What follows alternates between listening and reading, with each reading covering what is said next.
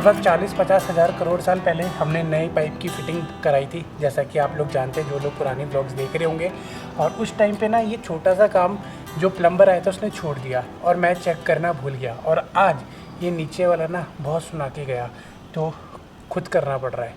देखा, लाइफ में एडवेंचर ना बना रहता है, चाहे घर में हो चाहे बाहर। Anyways, welcome back to my YouTube channel. My name is Sam और आप देख रहे हैं घर का काम फ्रॉम राइडिंग विद पीस के घर से।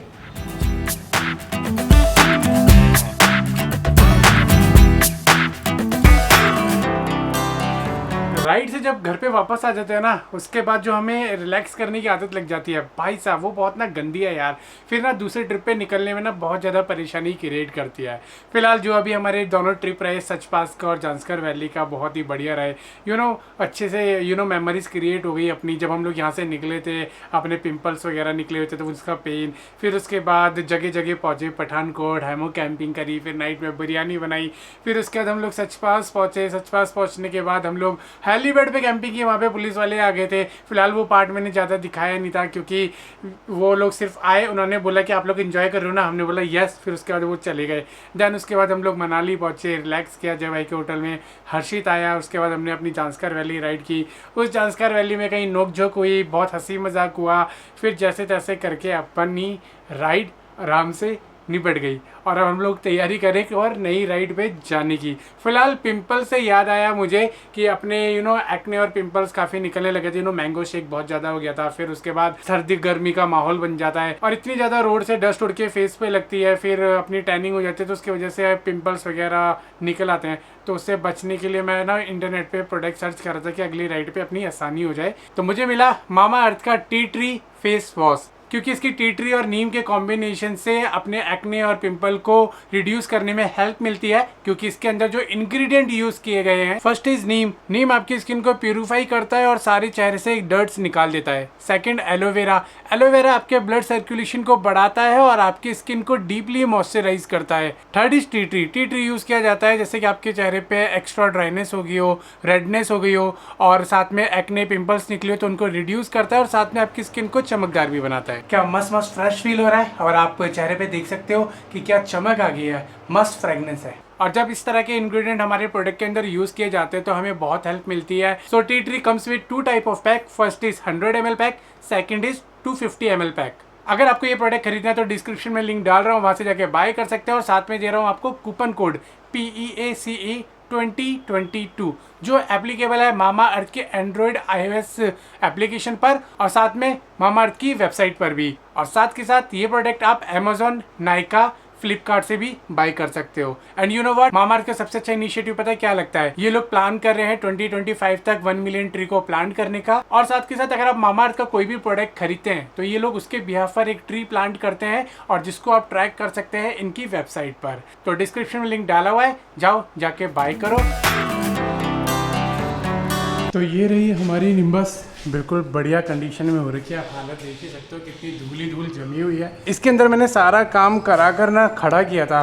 इसकी चैसी, इसकी क्लच प्लेट, इसका chain set, new tyre, new concept, A to Z सारा काम खत्म करा दिया था। बस एक इसके अंदर एरर आ रहा था कि जो इसकी इंजन लाइट ऑन हो रही थी वो भी मैंने काम करा दिया। तो यहाँ पे ये इसका O2 सेंसर लगा होता है जो इसकी हीटिंग के बारे में बताता है, इंजन कितना हीट हो रहा है। तो इसका ये खराब हो गया था, मैंने इसको ये भी नया रिप्लेस करा दिया है। बस इसको वॉश करना रहता है, बाकी उसके बाद रेडी टू रोल है अपना रोड पर अपनी परफॉर्मेंस करने के लिए। अब यार अपन इसको चला नहीं पा रहे थे, लेकिन इसकी प्रॉपर मेंटेनेंस मैं करके रख रहा हूँ और इसको अभी वॉशिंग की ज़रूरत है। सबसे पहले इसको वॉश कर देते हैं, क्योंकि यार गंदी अच्छी नहीं लग रही। इसके ऊपर हमने ना बहुत सारा एडवेंचर।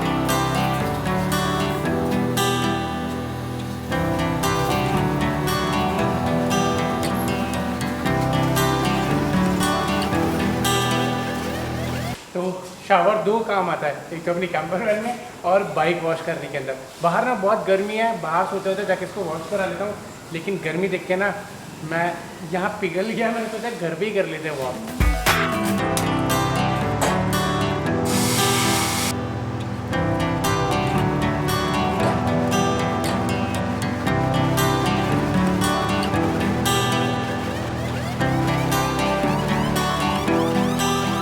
ये तुम्हारे लिए है, मतलब कि कहीं भी बैठ जाओ। चलो उठो उठो उठो। उठ जाओ मैडम। तो जितनी जल्दी चाय व्लॉग के अंदर बनती है, काश रियलिटी में भी इतनी जल्दी बन ही जाती तो क्या बात थी। वाह रे वाह, ऊपर वाले तेरी कैसी माया। ओके, तो अपनी जांस्कर राइड कंप्लीट हो गई है बहुत बढ़िया तरीके से। और जो मैंने अभी 2-3 राइड किया है, इस 2-3 राइड से ना मेरे को कुछ सीखने के लिए मिला है। सबसे पहले तो ये कि अगर हम लोग व्लॉग वहाँ पे शूट करें तो हाथ के हाथ एडिट करें, चाहे अपलोड बाद में करें, लेकिन एडिट मुझे हाथ के हाथ करनी पड़ेगी। क्योंकि जब हम लोग शूट करके आ जाते हैं ना, उसके बाद अपन भूल जाते हैं, और जो एक कनेक्टिविटी, खुद की भी कनेक्टिविटी रहती है रोड ट्रिप के साथ और व्लॉग्स की शूट जो हमने किया होता है क्लिप्स, उसके साथ वो सब ख़त्म हो जाती है। और घर आने का हम लोग भूल जाते हैं, और फिर हमें लगता है कि फटाफट इस सीरीज़ को कंप्लीट करो, और वो कट पेस्ट करने का मन करता है कि कट टू कट ब्लॉग बना के डाल दो। तो कोशिश ये मैं करूँगा अभी कि मैं जाऊँ साथ में ट्रिप पे, चाहे अगर व्लॉग बाद में अपलोड करूँ, लेकिन एडिट साथ के साथ करूँगा। और दूसरी चीज़ ये कि अपनी गुड्डा कितनी बड़ी हो गई है, ये देखो कैसे खड़ी होने लग गई आजकल। कैसे हो बेटा, से हेलो। हेलो हेलो बेटा, हेलो।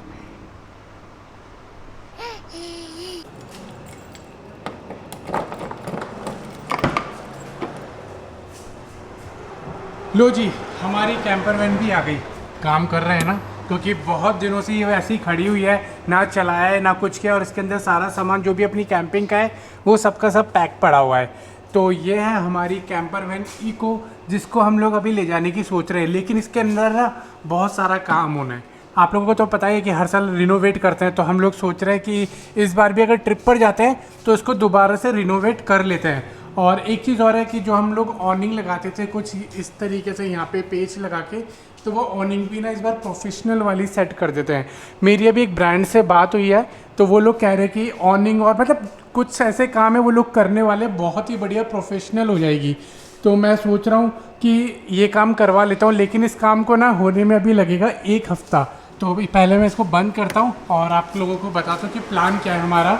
तो पहले तो मैंने सोचा था कि मैं अपनी कैंपर वैन को ऐसे ही ले जाता हूँ अभी, और ऐसे ही ट्रिप करते एंजॉय करते हैं। लेकिन जब ब्रांड से मेरी बात होगी ना, उन लोगों ने मेरे को काफ़ी अच्छे सजेशंस दिए, उन्होंने काफ़ी अच्छी चीज़ें बताई मुझे। मैंने सोचा वो काम करा लेते हैं, उसके बाद अपनी इको कैंपर वैन लगेगी बहुत ही ज़्यादा ज़बरदस्त। और जैसा जैसा मैंने कंटेंट बनाने के लिए सोचा था, आपको पता है कि अपन बनाते हैं थोड़ा सा साइलेंट टाइप का व्लॉग, तो वो वाली फीलिंग बहुत ज़बरदस्त आने वाली है। लेकिन वो मांग रहे 1 हफ्ते का टाइम। अब या तो मैं 1 हफ्ता बैठूं आराम से घर के व्लॉग्स बनाता रहूँ, शेयर करता रहूँ आपको, या फिर हम एक काम और कर सकते हैं कि कैंपर वैन में काम होता रहेगा पीछे, हम लोग किसी रोड ट्रिप पर निकलते हैं बाइक निम्बस पे या फिर स्कूटर अप्रीलिया पे, और कहीं बढ़िया सी जगह जाके होके आते हैं इतने बीच में। फिर उसके बाद अपना मॉनसून सीरीज़ बनाएंगे कैंपर वैन के अंदर। तो मेरे को कमेंट करके बताओ कि ये प्लान क्या सही रहेगा, हम लोग इस तरीके से एडवेंचर करें तो सही रहेगा। क्योंकि यार कैंपर वैन में मैं तो इतना मानता हूँ कि अगर अपनी चीज़ें, जब हम लोग निकल रहे रोड पे, तो खाना पीना सोना सब उसी के अंदर होता है। तो अपने अगर सारी सहूलियत की चीज़ें तो ट्रिप करने में भी मज़ा आता है। और अगर आपको कहीं कमी हो गई ना, तो फिर इरिटेशन होती है।